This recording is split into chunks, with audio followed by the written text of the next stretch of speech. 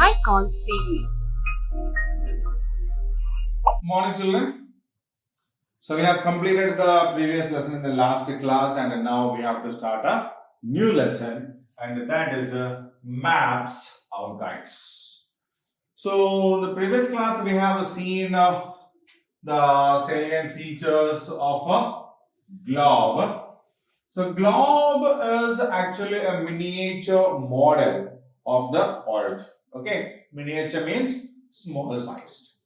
So it's a real model of the earth. It is in almost the exact shape of the earth, just like the earth.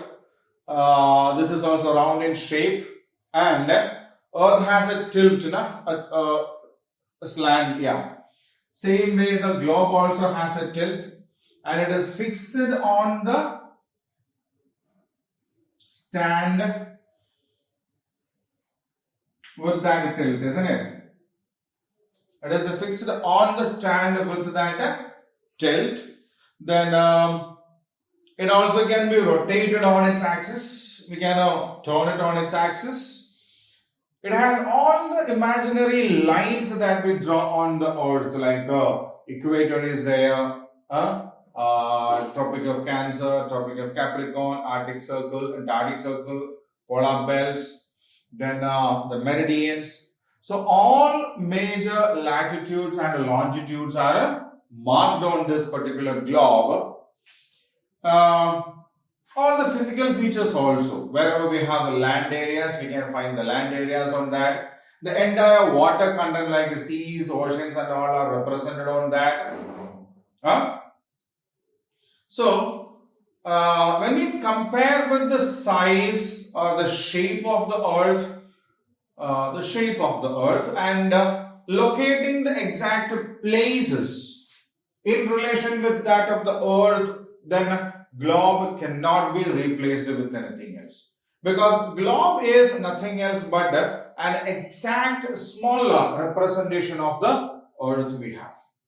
Okay, but globe has many problems or disadvantages, or we say shortcomings. Okay, even though globe exactly represents the earth, it has some shortcomings. First of all, we can find only the major information over there. We can find only the major information over there. For example, we can see, on a globe, we can see India here. Imagine this is India. And if you want to know more about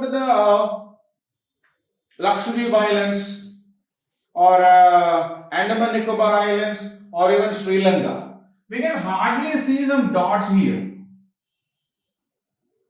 Nothing more than that. Okay, so only the major information. So we find India here. We know this side we have Lakshadweep Islands and this side we have Andaman Nicobar Islands. So we have to assume so many times. Very minute dots will be there, which we may not be even able to see them. Okay, so this was one problem. Second one was it occupies much space. If you really want a bigger globe, then you need to keep a separate table for that. It has to be kept there. There is no other go. You cannot change it. Then it's not easy to handle also. It's not easy. We have to carry it. If you want to take it from one place to other, you have to carry it all the way. Okay. So, though globe is the exact representation of the earth on a smaller face, globe has a lot of shortcomings. Like we cannot find all the detailed information on that. We cannot carry it to different places, and if you want to have the maximum details in that, then the size of the globe has to be increased. If it's a bigger globe, we can add more data, more information, but it occupies much space. So this was one of the major problems that we had when we developed the globes, right? And this actually gave way to another thing called maps. So, this problem, these three problems that we have with the globe actually gave way for a maps. So, a map is a drawing of the whole earth on a flat surface. Okay, so globe is a ball shaped, spherical shaped, but a map is the drawing on a sheet of paper. The entire earth can be drawn on a sheet of paper, or some region only can also be drawn. Okay, if this is the whole world map, this is equator, we can see India here, and again there will be a problem. But if we draw only the map of India, then we will have the details. But is that possible with the globe? Can we make a globe with only India in that? Impossible, isn't it? It's impossible. Right? So, what we have got, the advantage that we have got with the maps is that we can represent more details on a map. Right? So, it can be full of geographical data. Geographical data means the details regarding the land or the different geographical regions on the earth, their features, everything can be represented on a map. And they show what we say, the locations of different geographical features in their exact place itself. If we see here, India is a part of Asia. In map also, we will have India as a part of Asia. It won't go to a different place. Okay? So, a map is nothing else but the data that we have on the globe is now represented on a flat surface. Flat surface. Now, it is easy to carry. It won't occupy space because we can roll it or fold it and keep it somewhere. Isn't it? It can be made of any size, from a small size to as big as possible you can make. But whatever the size of this map is, you can fold it and keep it, or roll it and keep it. So it won't occupy much space. Then it is easy to carry from one place to other. There is no problem. At the same time, it has all the data that we have on the globe, or sometimes we can have more details also. Okay, so what are the kinds of details that we can have on a map? We can have the physical features like the mountains, continents and oceans, obviously. Then on continents, we can check for the mountains, the hills, the valleys, the rivers, the deltas. Then we can check for the bays, the seas, right? All these kinds of physical features we can check and find it on a map. Then where do we have the major industries? Which are the different climatic patterns on the world, or which kind of a vegetation? Means which kind of forests are seen on different parts of the world? Then road maps, sea routes, air routes, road routes. All these kinds of things we can represent on a map, but we cannot represent all these things on a globe. That's a problem. We can represent all these data like the locations of different hills, mountains, plains, plateaus, valleys, rivers. All these data can be represented on the map. The locations of different kinds of forests, different kinds of vegetations on this earth, right? All these information we can put on a map, but not on a globe, right? So, maps became more popular than the globe. It's easy to carry, it can have more details, it can be of any size, it won't occupy much space. So, all these made maps more popular than the globe. And map making is an art. It's not that we can draw a map of our convenience. No. The data that we represent in a map has to be accurate. Right? The data that we represent on a map has to be accurate. So, it is an art. And this art is known as a cartography.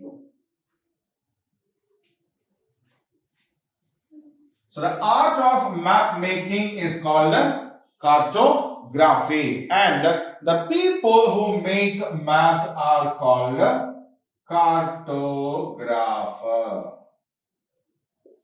Right? So cartography is the art of making maps, and a cartographer is a person who draws. We use maps for expressing different types of geographical features. Okay, so we use maps for expressing different features, and we cannot add all the features in a single map. Okay, we cannot add all the features on a single map. It can only make the map look complicated. It can only make the map quite confusing. Clear? There is nothing else happening there. Okay, so what we do is we will use different types of maps for expressing one particular feature.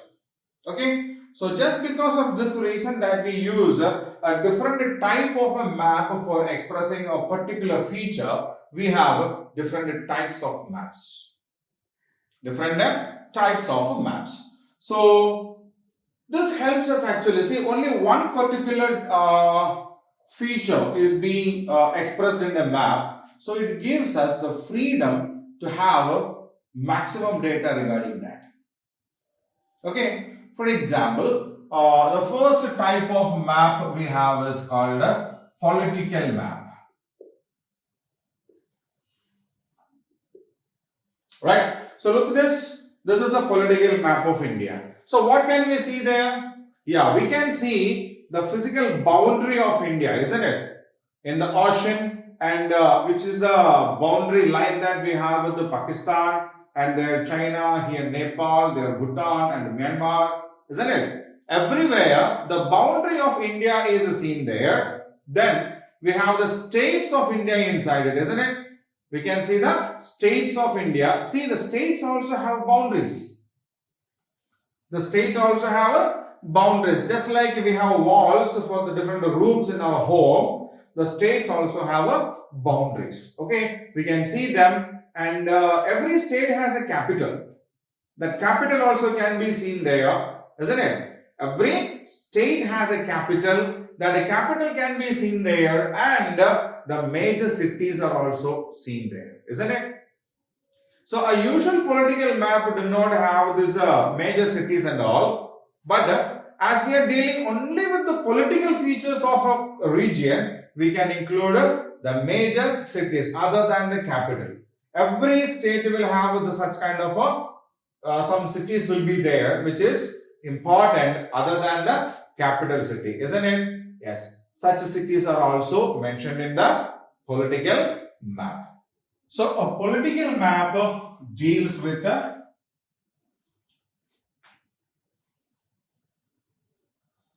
boundaries, states, capitals, and other important cities of a region. Right? Now, the second one is called physical map. Physical map. See, this is a physical map of India. So what can we see on that? Yeah, we can see the mountains, the hills, the valleys, the plains, the plateaus, the coastal regions, rivers, deltas, isn't it? Yeah. So a physical map of a region actually deals with the physical features of that region. So where we have got hills, and we can even check which is the higher regions, even the hills itself, which are the lower ones, the mountains, the plains, the plateaus, the desert regions. Okay. So these kinds of physical features are expressed in a physical map, right? And this map is also called a relief map. Physical map is also called a relief map. They deals with the physical features like mountains, hills, plains, plateau, then rivers, deserts, then deltas, etc. Okay, so a physical map deals with the physical features of a region like mountains, hills, plains, plateaus, rivers, valleys, deltas, deserts, etc. Now, another type of map is called a climate map. It is called a climatic.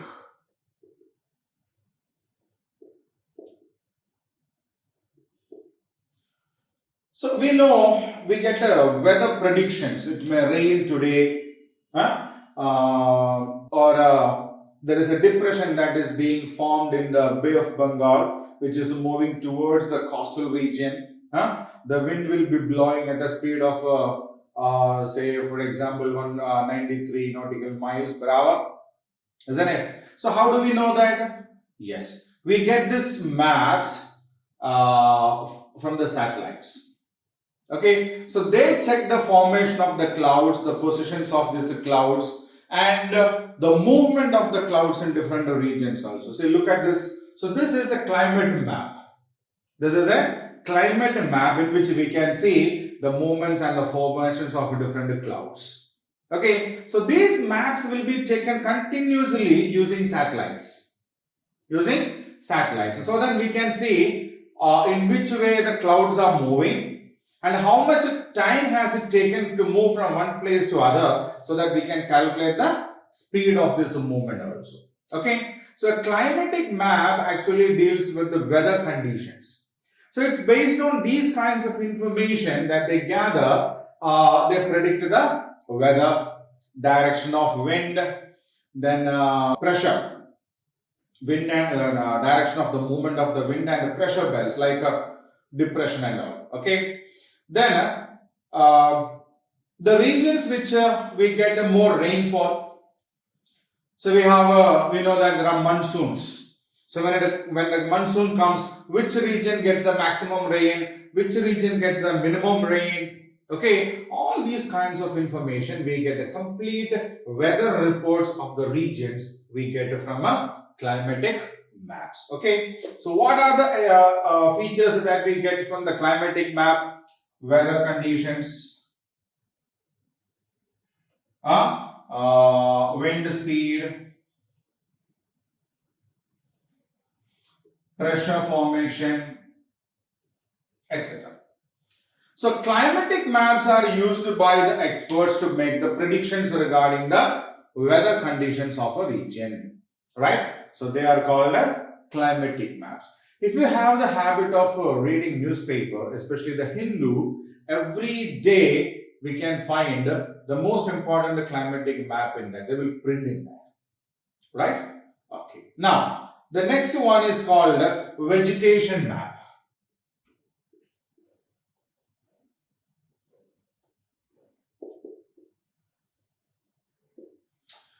Vegetation actually means plant growth.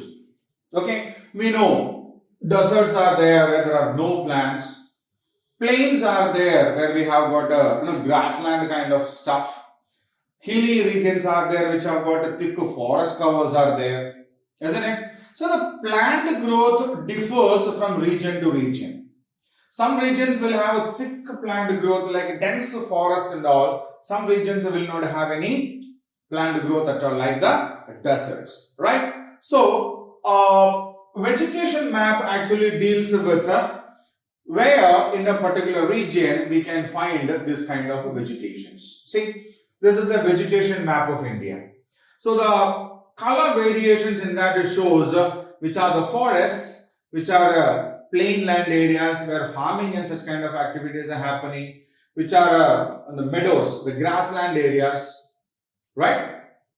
So this is a vegetation map which shows the distribution of plant growth across the country, right? So they deal with the locations of forests, meadows. Meadow means grasslands. Okay. So such a kind of information we get from a vegetation map. Then population map.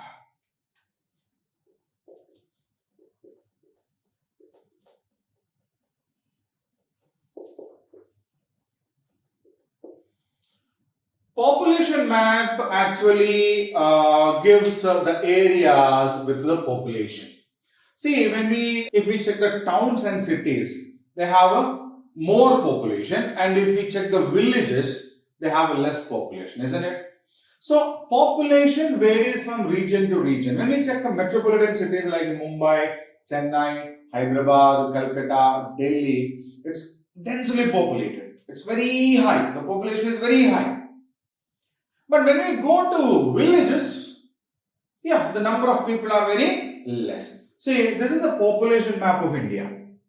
Okay, so where there are more people, more population, we have got thick dots, isn't it? And where there are very less population, small, some scattered dots kinds of things are seen there, isn't it? Yes. So this is a population map which shows the distribution of a population in India. The distribution of a population in India. Which regions of India are thickly populated by the people and which regions of India are less populated by the people. So the distribution of people over the regions or area is given in a population map. Right? So what does a population map deal with? The population map deals with the distribution of a population. The distribution of a population. Then we have an economic map.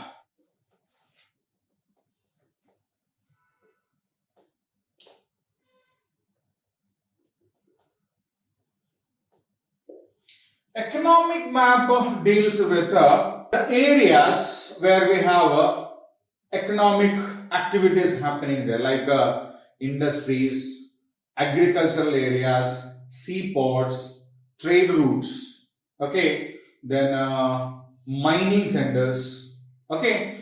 So all these are related with the economy, or these maps are also known as the commercial maps.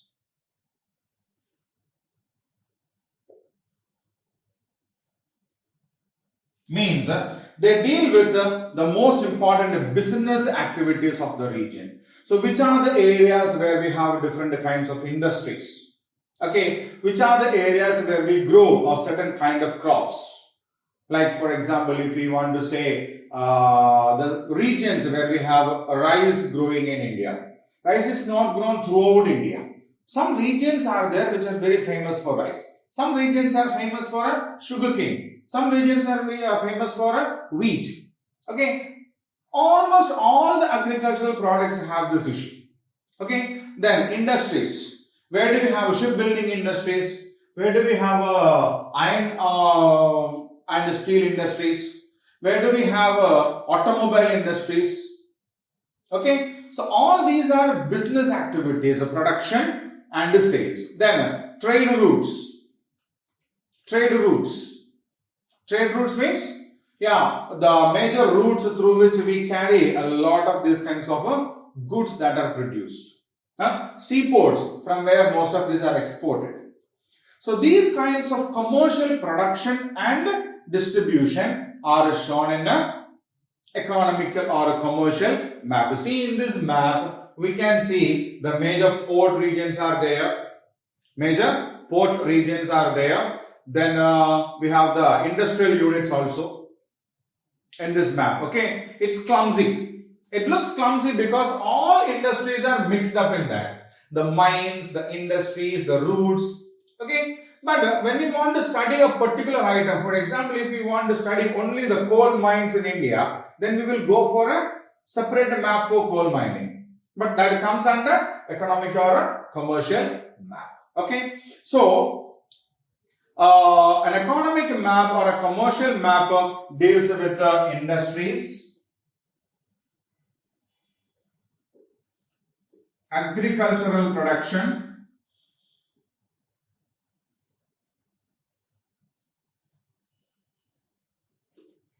seaports,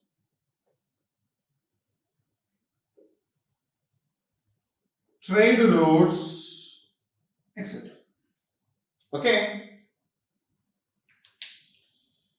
So these are some of the major types of maps we have. Okay.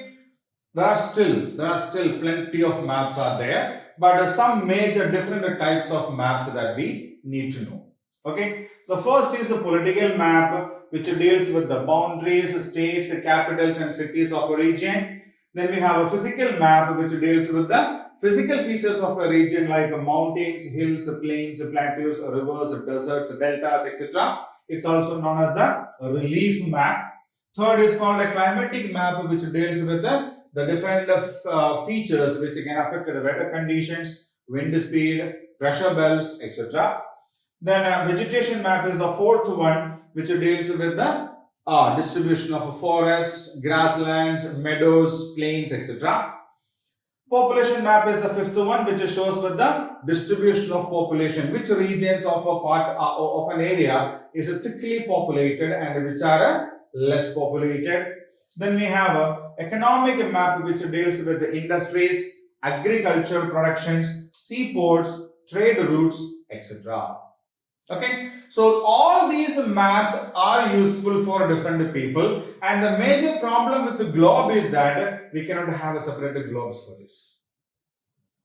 But as a map is concerned, we can create a maps of a particular region also. In that we can have any of these features. See, we have been continuously watching some maps over here. All the maps are of not of the world but of India, isn't it? At the same time, we can have the physical political map of the world, in which we can see the boundaries of the various countries that we have, right? Physical map, which are the major mountains throughout the world, major rivers, major hills, plains, plateaus, islands, all the features on this earth will be on that. Climate map, we can have it of the entire world, right? Vegetation map, the distribution of forests, grasslands and all throughout the world. Okay, population map, we already have it, right? Economic map, major industrial regions in the world. We cannot go for each and every in that because we need a larger map for that, right? So these are the different types of maps that we have. All right. Okay. So now we have seen different types of maps, and now how to read the maps. How to read the maps means what? Yeah. How to understand a map. See, we cannot write the entire features or the descriptions on the map, isn't it? It's a diagrammatic representation. So the place with the different features are drawn on a sheet of paper. So if you have to tell this is a particular thing, then we need to use something over there. We cannot write each and every details over there. Okay. So we use signs, symbols, colors, etc. Okay. We use different kinds of signs, different kinds of symbols and different kinds of colors to convey what we want to say through the map. Okay, and for example, if we take a country, the country has a capital, isn't it? A country has a capital. So we use a square dot for the capital of the country. Okay, a square dot is used for the capital of a country. Then every state has capital. Every state has its capital. To mention the capital of states, we use a circle, a dark circle.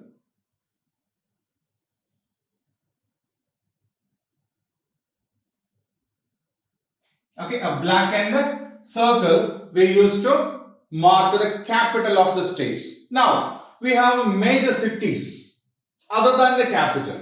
So as to mark the major cities other than the capital, we use a circle which is not dark inside. Which is not at all dark inside.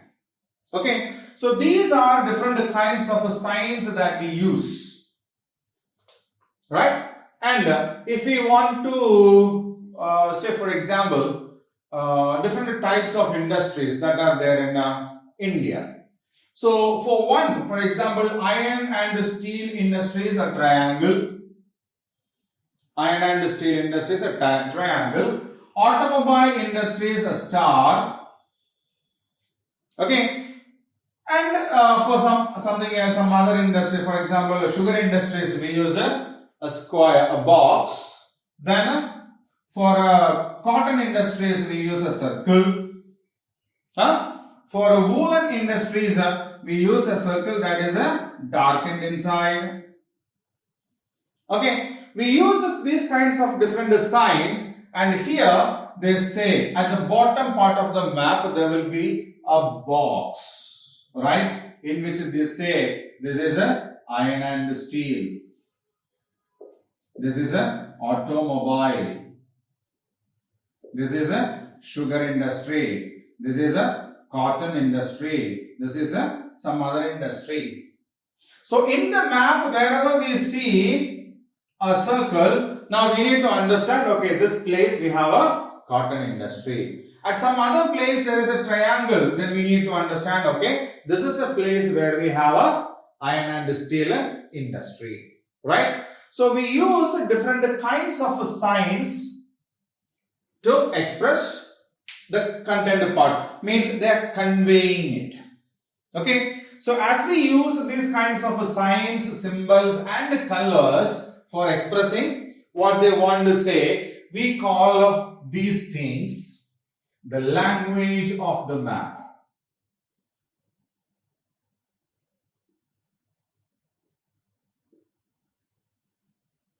So what do we call the language of the map? The signs, symbols and the colors that we use in a map to express some features that is being represented in that is called the language of a map, right? So we use these signs, symbols and the colors to read and understand the content that is there in the map. Okay, and that is why they are called the language of the map, and they are the guidelines to read and understand the map.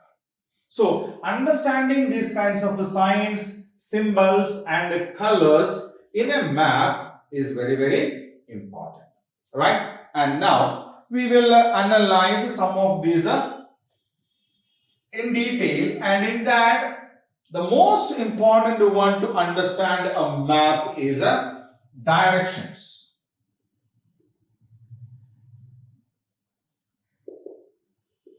Okay, it's very important for us to understand a map, right? See, every map is made with the cardinal directions. Which are the cardinal directions? Yeah, we have 4 cardinal directions. They are north, east, south and the west, isn't it? Okay. So every map is made based on these 4 directions. It's north, east, south and west. Okay. On map, if we check any map, you can see a symbol like this with an arrow here saying N. Okay. If not, only an arrow mark with an N. If not, only an arrowhead will be used. N. Okay. Every map is usually made with this marking. Either a cross with an arrow on the top mentioning N, or simply an upward arrow mentioning N, or simply an arrowhead mentioning N. What does this N mean? Yes, N means nothing else but north. Means what? If you have a map in your hand and if they say this is N, now we need to understand this part of this is the northern side. That is to the north. Okay, and if we understand the north, then it is easy for us to understand the remaining three directions. Okay, if we get in which way the northern direction is, it's quite easy for us to understand the remaining four directions, isn't it? If this is the north, the direction to its right is the east. Okay, and if I say stand like this, then this is my right. That is not the way. We need to face the arrow mark. We need to face the arrow mark and then we need to check which is on our right. So if I face the arrow mark, this is my right, isn't it? This is my right and this is the east. Right? So when we face the north, this is north. To the right is our east. The bottom opposite to that of north is south. And when we face the north, the left hand side is the west. Isn't it? So if we know the north, then it is easy for us to understand the remaining three sides of it. Right? So this line that we see in the map is called the north line.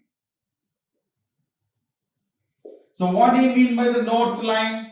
The line that shows the northern direction of a map is called the north line. Okay? A line or an arrow mark that shows the northern side of a map, the northern direction of a map is called the north line. Okay, so if we know the north line, then it is possible for us to understand which way the northern direction is. And if we understand the northern direction, then it is easy for us to understand the remaining three directions are. Isn't it? Yes.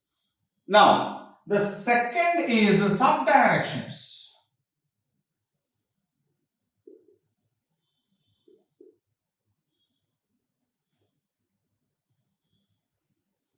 So these four are known as cardinal directions, isn't it? The north, east, south and west are known as the cardinal directions. And now we have sub-directions also. Sub-directions means in between these four directions, we have another four directions. Okay, this is 1, this is 2, this is 3, this is 4. Okay, so other than the four directions we have four sub-directions in between these four, north, east, south and west. So the direction that is in between the north and east is called northeast. Okay, the direction that is in between the north and east is called the northeastern direction. The direction in between the east and the south is called the southeastern direction, right? One in between the south and west is called southwestern direction, and the one in between north and west is called the northwestern direction, the northwest. So north, east, south and west are the four cardinal directions we have, and there are four directions in between them. They are known as the northeast, southeast, southwest and northwestern directions, right? So these cardinal directions and the sub-directions that we have or that we understand from a map helps us to locate different places. Helps us to locate different places. Right? So that is one major thing that helps us to read or understand the map. Which are they? The directions and the sub-directions. So directions means every map has the four cardinal directions: north, east, south and west. The north is already mentioned using a north line in a map. So once when we know the north, it is easy for us to understand the remaining three directions. Face the north, then we have a east on our right, west on our left. The opposite to that of north is a south.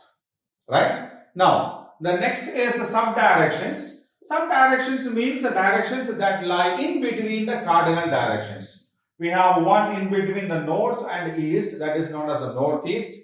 In between east and south, we have another direction known as the southeastern direction. In between the south and west, we have a southwest. And at west and north, we have a northwestern directions.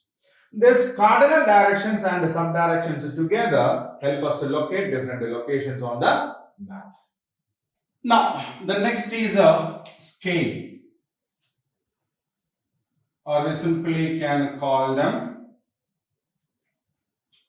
distance.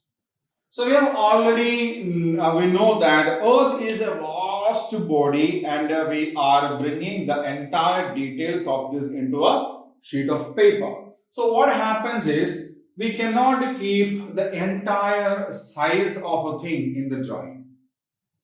Isn't it? For example, if we assess the distance from Kashmir to Kanyakumari,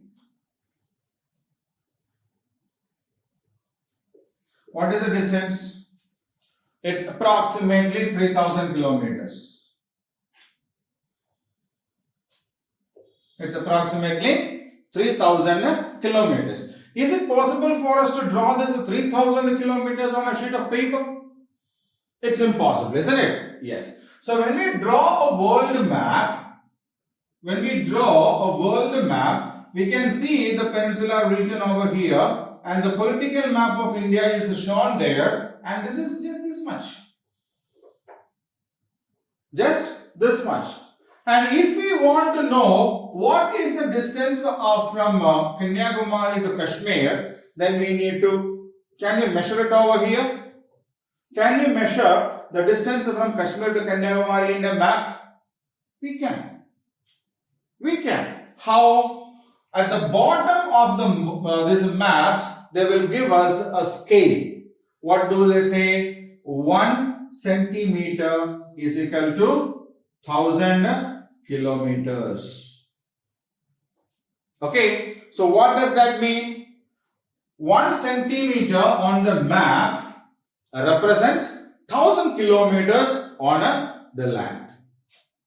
Okay, now if we take a scale and check the distance from this spot to this spot, we get approximately 2.89 or something like that centimeters. Means approximately 3 centimeters. Okay, 1 centimeter is equal to 1000 meters. Sorry, 1000 kilometers. Now, 3 centimeter is equal to 3 into 1000. It's a 3000 kilometers. Same here, na? So, this cartographers, they use this scale to bring the long distances onto a sheet of paper without losing its accuracy. Without losing its accuracy. For example, if they made this map and here the map shows it as 4 centimeters. Now, according to the map, it becomes 4000 kilometers, which is not true. It's wrong. Isn't it? Isn't it? Now, we can understand this map is beyond the actual size of the globe or the world, the earth.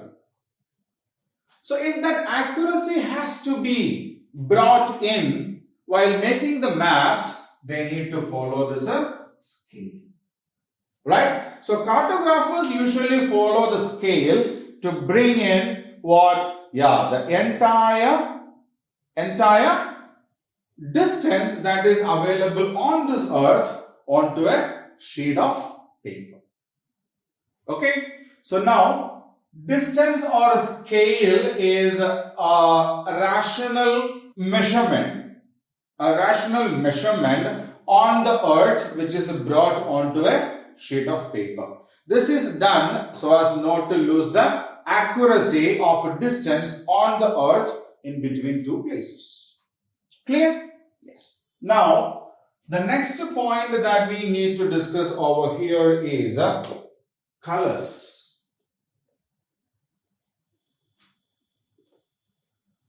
So when we look at the physical map of a region, see, we have just seen the physical map earlier, isn't it? When we were dealing with the different types of maps, we saw physical map. So it's quite colorful, isn't it? It's quite colorful. See, I'll show the map once again. See, look at this map.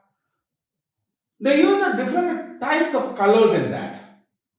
Okay, it's not used some colors to make it beautiful, but these colors represent some data. These colors represent some data. Okay, see, there is a scale kind of a thing given at the bottom of the map. Can you see that? Okay, now look at that. I've enlarged that data for you. See, the dark brown color shows a distance from the sea level. Okay, height of a region from the sea level is expressed using these colors. Right? Height of a region from the sea level. Sea level is shown in blue color. Sea level is shown in blue color. Which blue color? Yes, a pale, light blue color. Okay, that blue color is actually showing the sea level. And from sea level, based on the increase of its height, the color also changes. Isn't it? Yeah, so the plain regions are in green color. The plateaus are shown in yellow-brown color. Hills are in a light brownish color. The northern mountain regions are in a dark brown color. Is it that? No. See the ocean there? Blue represents water. There also there are different shades. So it means from the sea level, above the sea level we use different colors. Below the sea level means based on the depth of the oceans or the water body, again there will be changes in the color pattern. Light blue means shallow waters, means it's not that very deep. Dark blue colors very deep. Okay, so from the sea level, above the sea levels are marked using different colors like green, which is used for plains and low-lying lands. Okay, low-lying lands. Then yellow, higher lands like plateaus. Brown, hills. Dark brown shades, mountains. Isn't it? So this difference in the colors actually shows, yes, that is conveying us something. What does it convey? What does it convey? Yes, the distance from the sea level, above and below. Right? So these colors we use in a map to express the data based on the height or depth of a land area. Okay? So do not try to take it in such a way that they are using different colors so that the maps look beautiful. No. See, rivers are mentioned in blue lines. Isn't it? So this color scheme, we call it the color scheme. Okay, and that is used for expressing the data based on the height of a region or a distance of a region based on the sea level.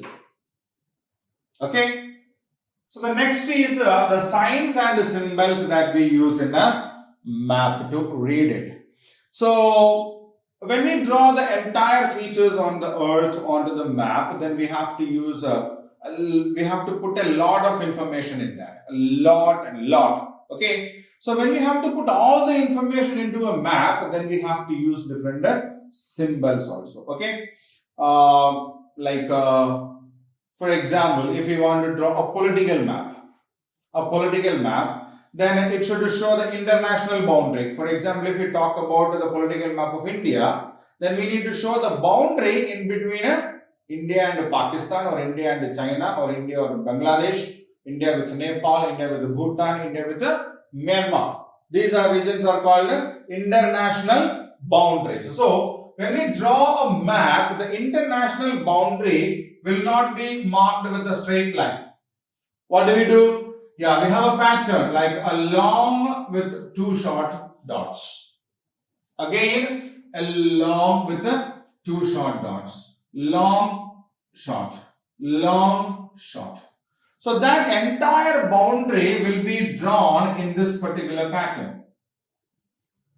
Okay, and that is a international boundary. Means the boundary of India with Pakistan, China, or Bhutan, or Nepal, Bangladesh, Myanmar are drawn in this way. And within India we have states, no? States. Yeah, the boundary in between Andhra Pradesh and Telangana, or Andhra Pradesh and Karnataka, or Andhra Pradesh and Tamil Nadu, that will be drawn with sequencing lines like this. Okay, sequencing lines type. So this is the international boundary. This is a state boundary. Now, when we take Andhra Pradesh, we have different districts. Say Guntur district, Krishna district. So Guntur and Krishna, again there is a boundary line, isn't it? So the district boundaries, how are the district boundaries mentioned? District boundaries are mentioned like this, 3 dots in a row with a gap.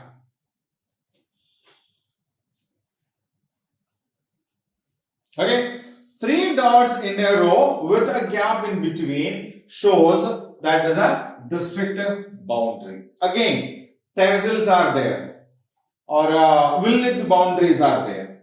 If we want to mark the village boundaries also, then what do we do? 1, 2, 3, 1, 2, 3. Okay. 3 dots with a gap, 3 dots again, then a gap, again 1, 2, 3, 1, 2, 3. Oh, sorry. 1, 2, 3. Again a gap, 1, 2, 3, 1, 2, 3.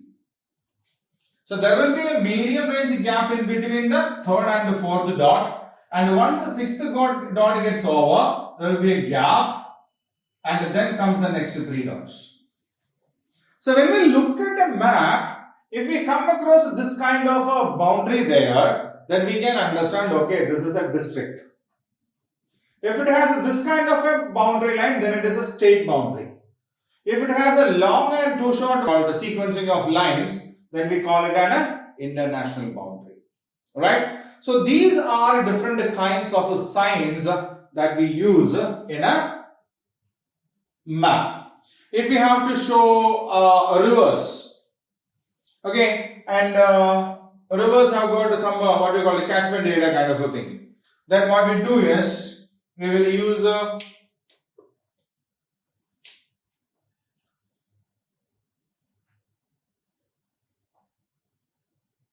it goes like that. Okay, or if there is no catchment area, then only a blue line. If there is a stream, rivers are big, isn't it? Streams are comparatively narrow, and then we show it like this with an arrow mark. Okay, so all these are different kinds of symbols that we use in the map to express what we exactly want to express. Okay, the different religious or places of worships are there. So we use different signs for symbols for a church, for a mosque, for a temple. Then where there are dams, there is a different symbol that we use. Okay. So now I will show you the diagram in which we have got many of these important symbols that we use in the map. Right? I'll show you the important symbols that we use in the map, and we need to learn about these kinds of signs, symbols and color patterns that we use in the map so as to understand a map completely. Right? So before we end this lesson, I will show you the chart in which we have got this major symbols and signs that we use in the map. Right? So after watching that, we will go on to the activity part of this lesson. Right?